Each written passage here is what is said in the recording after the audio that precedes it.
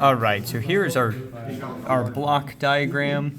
The first one we have is an analog input, and this is going to give us our different elements, pin outs for different elements. So our temperature sensor, that instrumentation is going to be on A1, 0.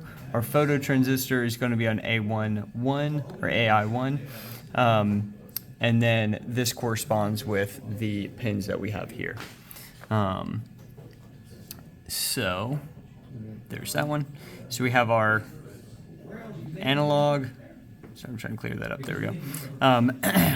So we can kind of see our voltage here and our temperature here. So these give us live readings that we'll see in our front panel.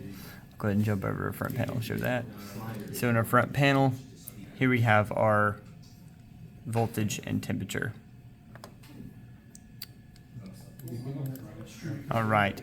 So then now we're going to go our temperature sensor, our actual temperature.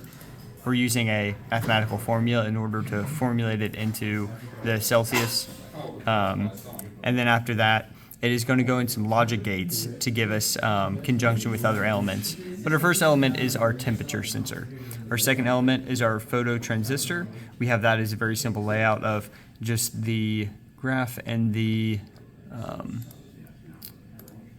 value. Here we are there. So here's our value, here's our graph. We're not using, we have this as an option for lumens, but we're not using that one.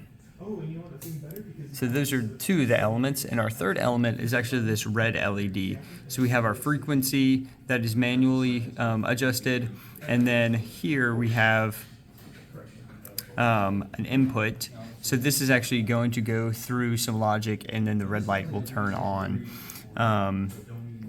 So the logic stands as our temperature sensor has to be greater than 24 degrees Celsius.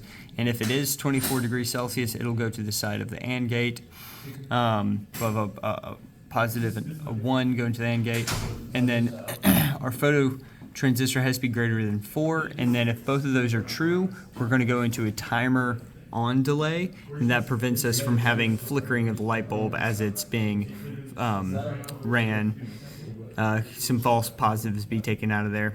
So then we have a 1 second timer just to make sure that we cycle through every second, or the value has to be above it for greater than a second. And then our output is going to go into this case structure. Our true is going to give us a 10, which is the highest value in order to get the LED bright. And then our false is going to be a 0 to have that LED off. So if we look down at our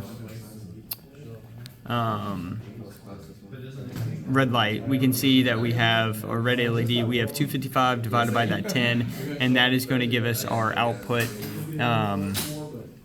Using some of the mathematical structures that were already in place from our examples, we were able to create that waveform and get the LED and all that stuff out there.